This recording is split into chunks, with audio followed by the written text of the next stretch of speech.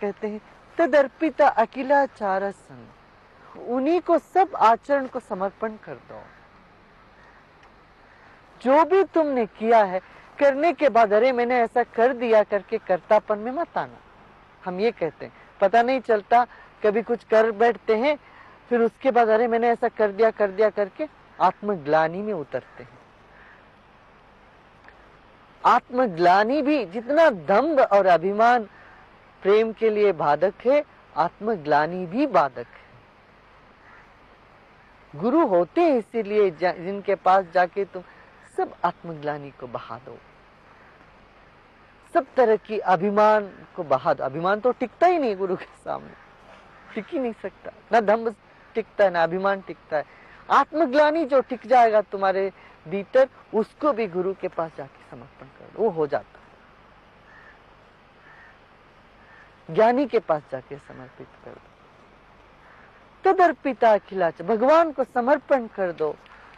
आत्मग्लानि यदि होवे, और काम क्रोध अभिमान को भी उनके साथ जोड़ दो।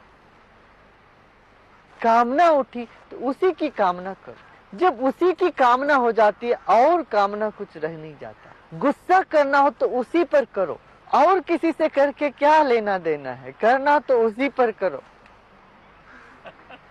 क्रोध भी उसी पर करो, कामना भी उसी की हो, और अभिमान भी उसी का करो। ऐसा अभिमान करो ताकि तुम उसके हो, मालिक तुम्हारा है, दुनिया का मालिक तुम्हारा है, तो तुम्हारा अभिमान की कोई आरा पार है, कोई सीमा है? अभिमान को भी इतना बृहद रूप दे दो, प्रेम बच जाता है।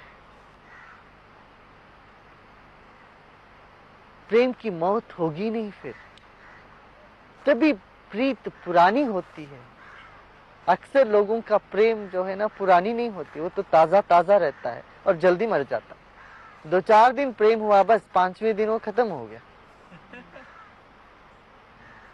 प्रीत पुरानी होनी हो, जन्म जन्मों तक प्रीत यदि चलना हो, तो काम क्रोध अभिमान उसी से करो।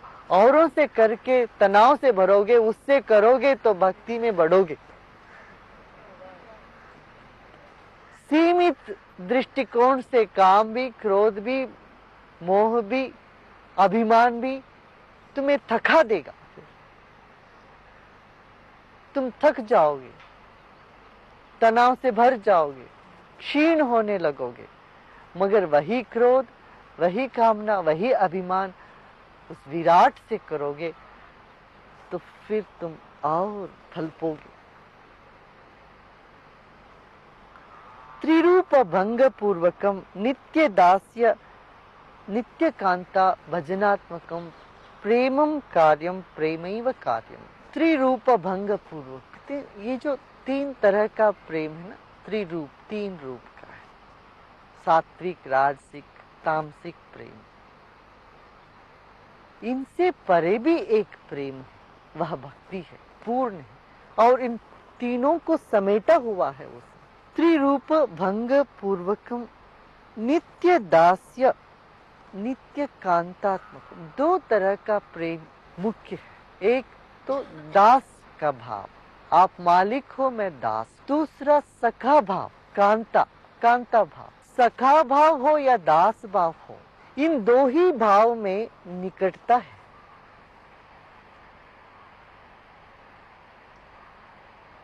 इन 2 भावों से तुम शुरू करोगे तो आत्म भाव में उतरोगे। पहले दास भाव हो, जिसमें मर्यादा सम्मान रहे। फिर कांता भाव हो, यदि बहुत अधिक मर्यादा भाव हो जाए तो भय आ जाता उसके पीछे पीछे। दास कभी अधिकार नहीं जमाता है, कांता हो तो अधिकार जमाता है, सखा हो तो अधिकार जमाता है। मगर इन दोनों के संतुलन से ही पूर्णता होगी। भय को मिटाने के लिए सखा भाव में आओ। नित्य कांता भजनात्मकम, इस तरह से भजो, इस तरह से भाग लो उसके साथ। भजना माने क्या? उसके साथ भाग लेना, उसके साथ एक होना। कैसे? दास के रूप में भी और सखा के रूप में भी। सखा मानोगे तो बहुत पास महसूस करोगे, और दास मानोगे तो दुखी नहीं होगे। दास कभी उदास नहीं हो सकता, सखा उदास हो जाता है कभी, अरे मेरा सखा ने मेरे को देखा नहीं, मेरे से बात नहीं किया।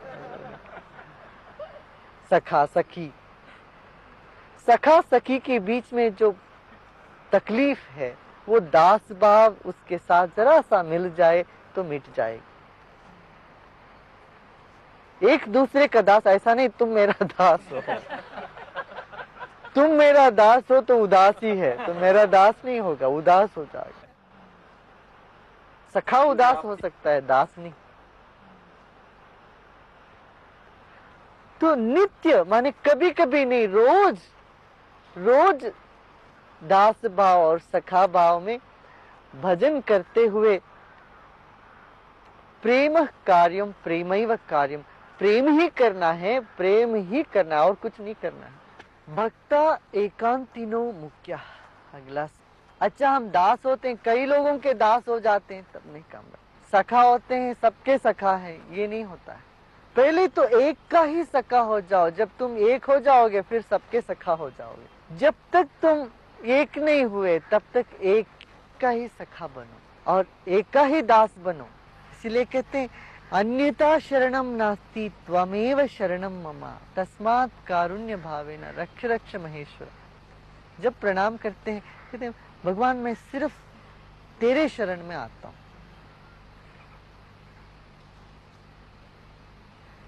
एकांतिनो मुक्ता, भक्ति में एक दृष्टि को, एक जिसको कहते हैं ना वन पॉइंटेडनेस, एकांतता और एकाग्रता आवश्यक है, वह मुख्य है।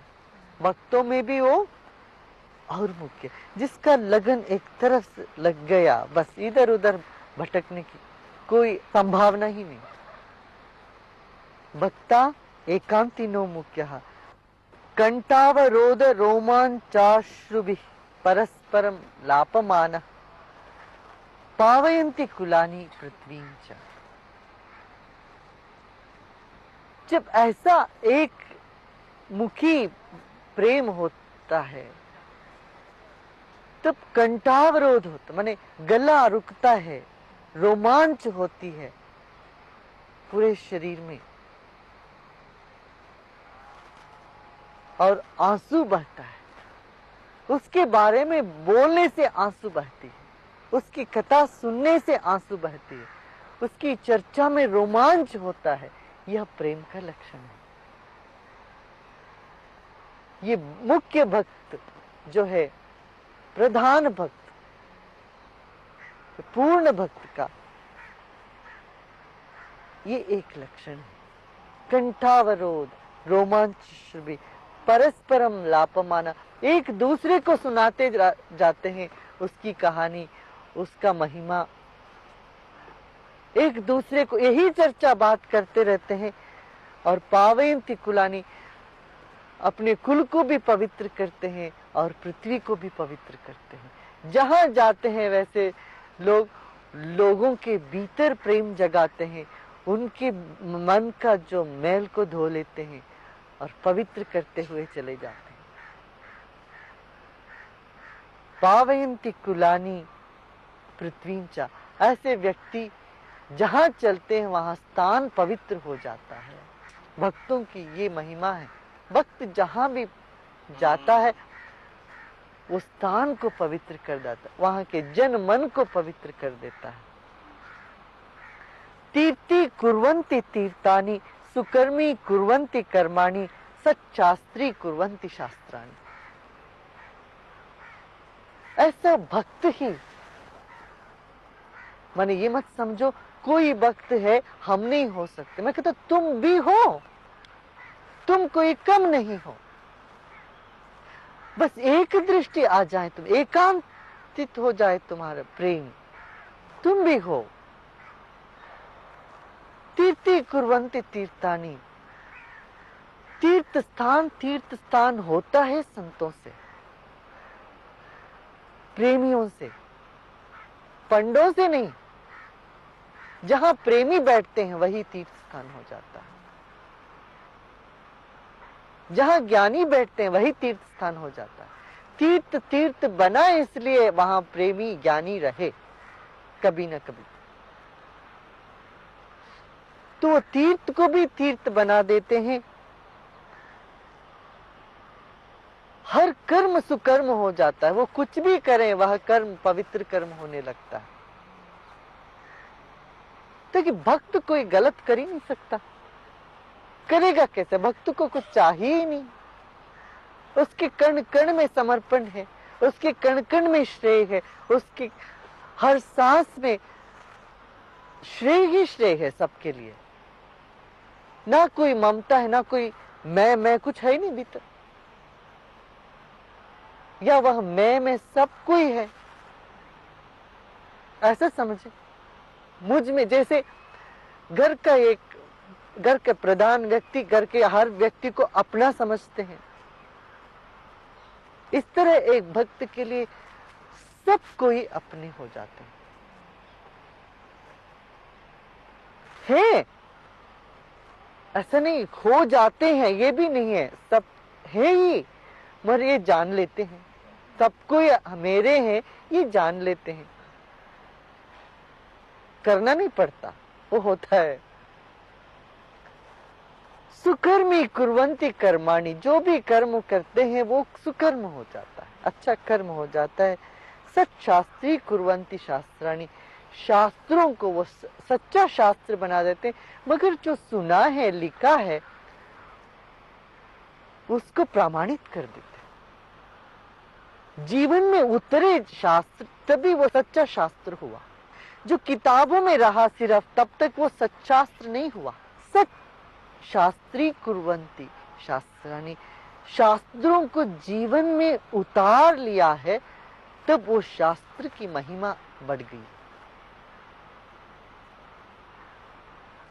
भाई एक होता है अज्ञानी का लक्षण ये है, अज्ञानी समझता वस्तुओं से उसका खुद का मूल्य बढ़ जाएगा।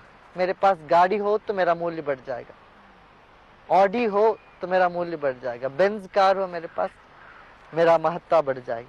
तो वो अपना मूल्यांकन वस्तुओं से करते हैं। ये अज्ञानी का लक्षण है। ज्ञानी से वस्तुओं की महत्ता बढ़ती है। अब एक चप्पल गांधी जी पहने, महात्मा गांधी जी, तो उसका मूल्य बढ़ गया। वो वैसे पुराना चप्पल है, वो फटा हुआ चप्पल है, साबरमती आश्रम में रखी हुई है, मगर उसका महत्व इसलिए बढ़ गया। वो एक छोटी सी लोटा, वो लोटा में क्या है, मगर वो महात्मा गांधी ने उसको इस्तेमाल किया, उसका महत्व बढ़ गया। व्यक्ति से वस्तुओं का महत्व बढ़ जाना ज्ञानी है। ये ज्ञान का लक्षण है। तुम जिस पर बैठते हो, जहां उठते हो, जहां खड़े होते हो, उससे उन वस्तुओं में एक चमक, एक महत्व आ जाती है। बुद्ध बोधि वृक्ष के नीचे बैठे तो वो बोधि वृक्ष को महत्व दे दी। बोधि वृक्ष से बुद्ध को महत्व नहीं मिली। इस तरह से शास्त्रों के जीवन, उनका जीवन होने के नाते शास्त्र को भी सच्चा शास्त्र कर दिया। शास्त्र यही है, जीवन का ही एक संग्रह है, अनुभवों का संग्रह ही शास्त्र है। अब वो प्रत्यक्ष निदर्शन करके बता देते हैं। भक्त तन्मयाः, उनके कण कण में वही है। प्रेमी के कण कण में प्रेमास्पद है। जिसके प्रेम में वो पड़ गए उन्हीं से वो भर गए पूरा। तन्मयाः, उन्हीं से भरने के नाते ये सब होता है। ये शरीर जो 5 तत्वों से बनी है, पंचभूतों से बनी है, ये क्या है? ये उसी की है। ये शरीर उसी का है। जब ये जान लिया शरीर उसी का है, इसके भीतर जो मन है वो भी उसी का है और जानने की शक्ति भी उसी का है, और मैं रहा कहाँ, वही है वही है वही है। जब हर क्षण में उसी का है स्मरण है, वो स्मृति भी उसी का है, स्मरण शक्ति भी वही है, तब तन्मया कहते हैं वही है, उसके सिवाय कुछ है ही नहीं। हम जो भी प्रशंसा सुनते हैं किसी से, वह सब प्रशंसा उसी की है, या गाली सुनते हैं वो गाली भी उसी की है। इस तरह से हर तरह वही वही जब छा गए, तब कहते तन्मया, उससे भरा हुआ है सब कुछ। तो भक्त भगवान से अलग नहीं है, भक्त ही भगवान है।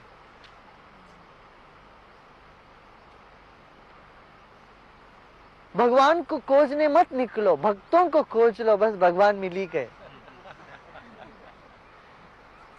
और भक्तों को भी खोजने मत जाओ, तो तुम भी तो भक्त हो। अच्छा, भक्ति की खोज ही भक्त है ना। जिसने भक्तों को खोजने लगा वह खुद ही भक्त